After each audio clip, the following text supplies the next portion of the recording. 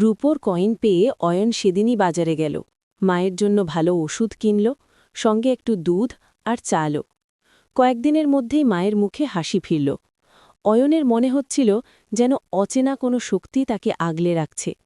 গ্রামের লোকেরা লক্ষ্য করল অয়ন এখন আগের চেয়ে শান্ত, ভদ্র আর সাহায্যপ্রবণ। কেউ জিজ্ঞেস করলে সে শুধু বলত, নদীটা খুব ভালো। কয়েক রাত পর অমাবস্যার অন্ধকারে নদীর জল অস্বাভাবিকভাবে ফুলে উঠল। বাতাস ভারী, আকাশে মেঘের গর্জন। নদীর পাড়ে থাকা কুঁড়েঘরগুলো কাঁপতে লাগল।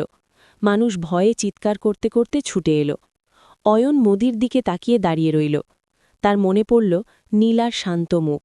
সে চোখ বন্ধ করে ফিসফিস করে বলল, নীলা, তুমি বলেছিলে নদী কাউকে কষ্ট দেয় না, আজ আমাদের বাঁচাও।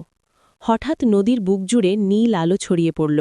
ঢেউয়ের মাঝখান থেকে উঠে এলো নীলা, কিন্তু আজ তার মুখে হাসি নেই, আছে গভীর দুঃখ। সে বলল, নদীর পথ বন্ধ করে দিলে নদীর কষ্ট জমে যায়, আজ সে কাঁদছে। নীলা হাত তুলে দেখালো উজানে ভামা বাঁধ আর মাটির স্তূপ। গ্রামবাসীরা বুথে গেল। ভয় ভুলে সবাই একসাথে কাজ শুরু করল। কেউ মাটি আনল, কেউ বাঁশ, কেউ দড়ি। রাতভর নদীর সাথে লড়াই চলল। অয়ন সবার মাঝে দাঁড়িয়ে সাহস দিল। সে বুঝেছিল এই শিক্ষা নীলাই তাকে দিয়েছে। ভোরের আলো ফুটতেই নদীর জল ধীরে ধীরে শান্ত হয়ে এলো। পাখির ডাক শোনা গেল। গ্রাম বেঁচে গেল। শেষবারের মতো নীলা জলের ওপর ভেসে উঠল। তার চোখে প্রশান্তি। সে বলল, নদীকে যে সম্মান করে, নদী তাকে রক্ষা করে। এই কথা বলেই নীলা জলে মিলিয়ে গেল।